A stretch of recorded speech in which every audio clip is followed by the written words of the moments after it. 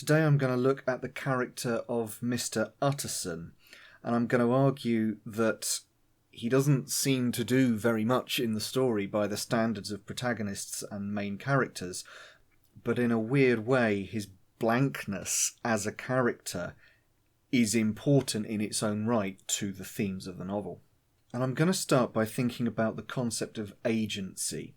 And it's worth thinking about how that's defined and what it means, because it's a concept that comes up a huge amount when analysing literature, and particularly when analysing character. And it can be useful in this case. Agency crudely refers to a character's power and control. More subtly, it refers to a character's ability to make decisions and take actions that move the plot forward.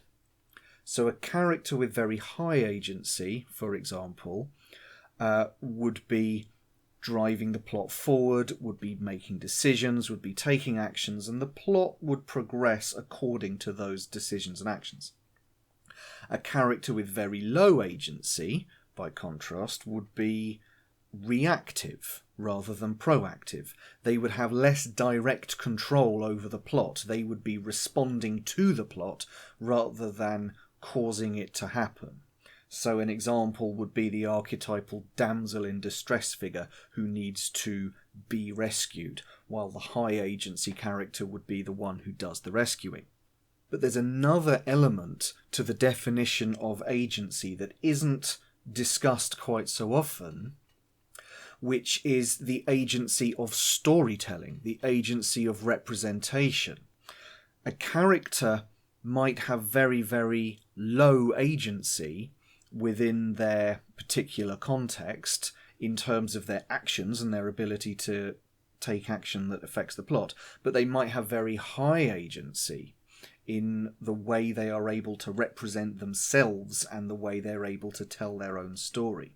So an example of that might be Offred from Handmaid's Tale. There's an illustration from The Handmaid's Tale at the bottom centre. Or a character like Winston Smith from 1984, who has very low agency within his society, but whose interior monologue tells the story. And a character's agency or lack of agency can be fluid. It can rise and fall, come and go. It might be to do with their personal characteristics, or it might be to do with the society they're in. In certain societies, certain types of character are going to be granted more or less agency automatically, regardless of what they then go on to do with it. So it's worth keeping that in mind, the idea that agency is fluid and it can come and go, and it is, to an extent, socially determined.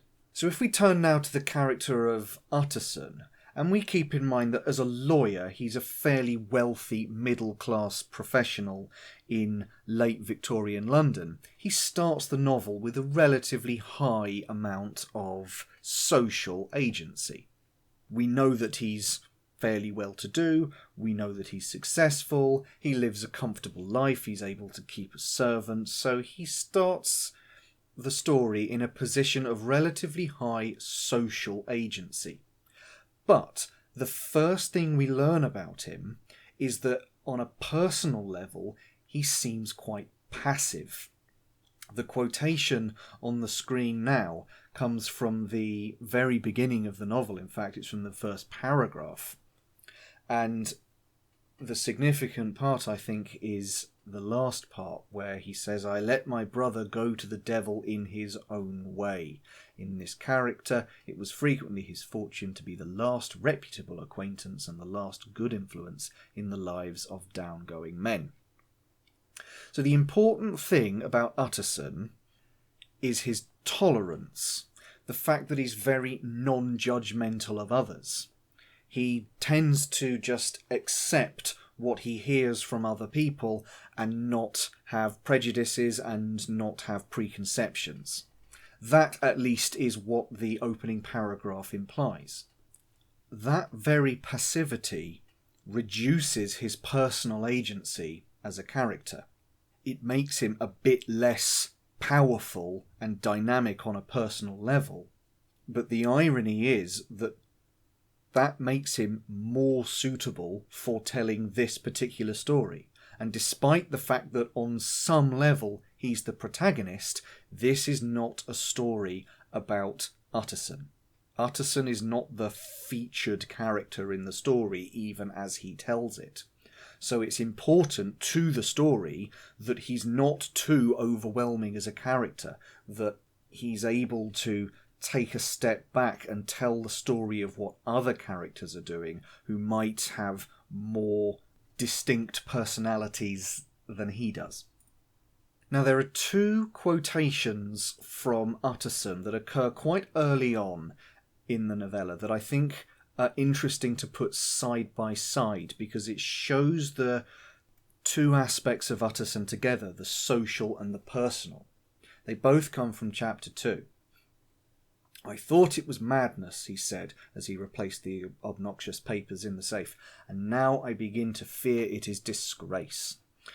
So this is from the sequence that introduces us to Jekyll's mysterious will, in which he leaves all his worldly possessions to Mr. Hyde.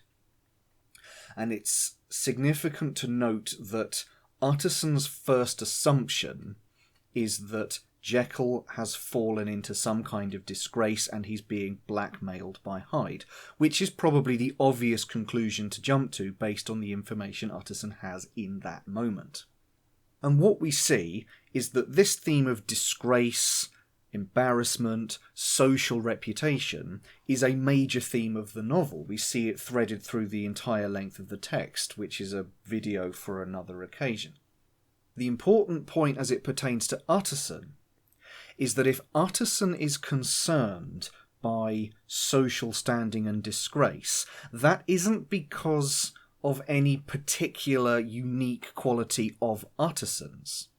Utterson is just articulating the standard default position of anyone of his equivalent social standing. There's really nothing special about that view from his point of view, and therefore it doesn't actually tell us very much about him as a person, except the fact that Utterson tends to accept and go along with the social default at the time, which was that personal reputation and standing was very important.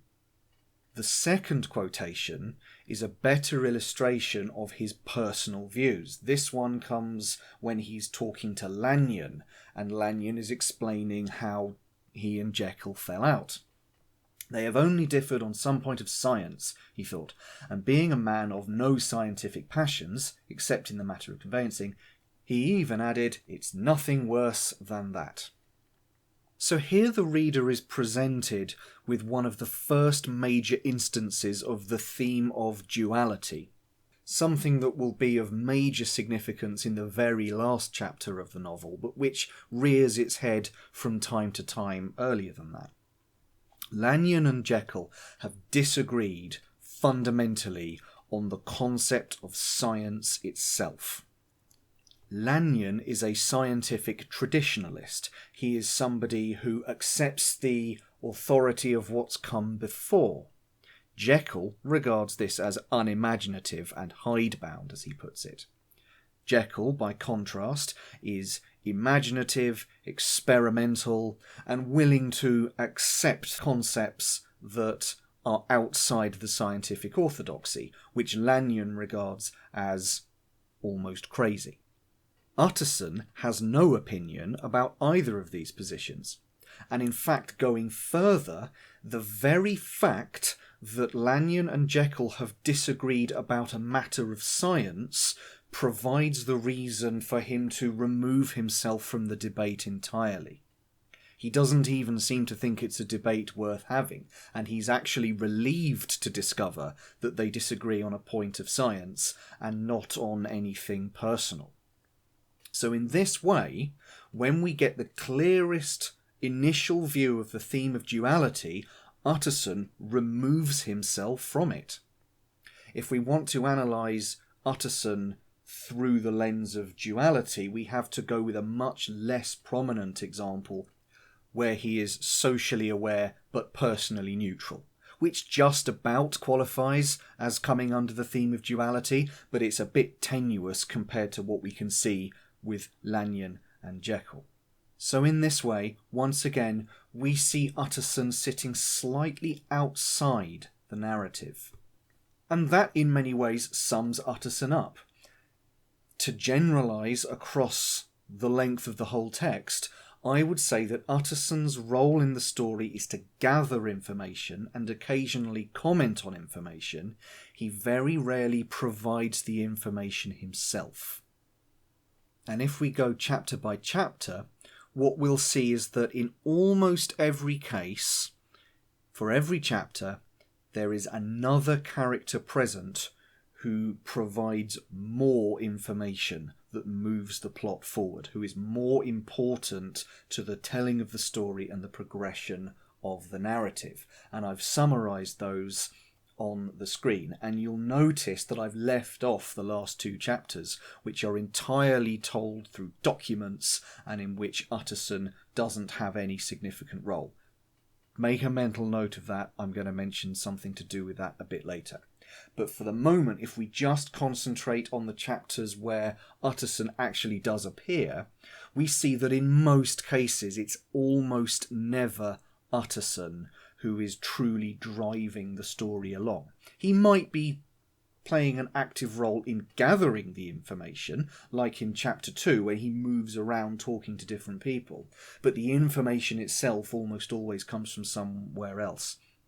The chapter where he probably has the most significant role in terms of providing new information that tells the story is probably the Carew murder case, where he is the one who identifies the murder weapon as a present given to Jekyll.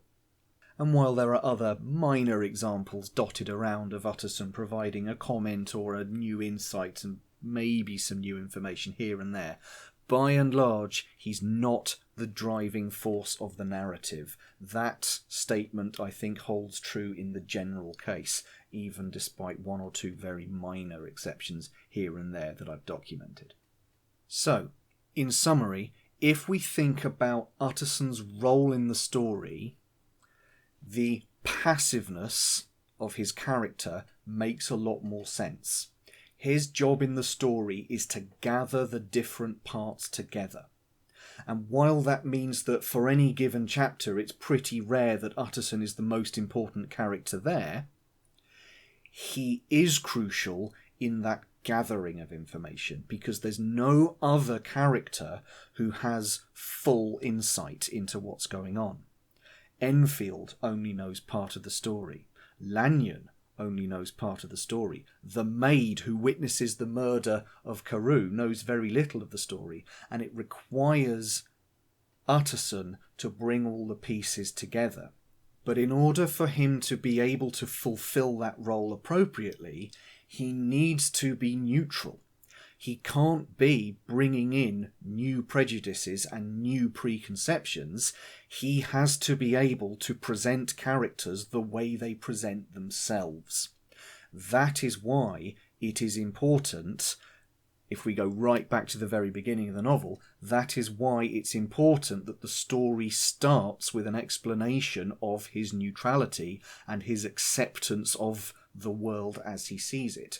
Even if that means that he has to slightly sit outside the novella's themes of duality. It may not be a coincidence that his very name, Utterson, seems to evoke completeness and totality.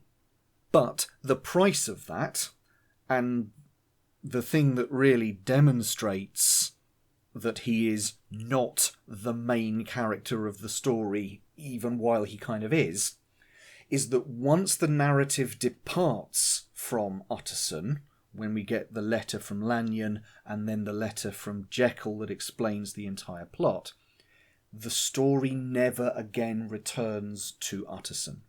Once the reader knows the entire plot, once we've read everything, it seems that Utterson's concluding thoughts are of no particular significance. We never get to find out what Utterson thinks of the letters that he's read. And so in Utterson, I think we get a slightly paradoxical character whose importance as a character is tied up with his unimportance as a person.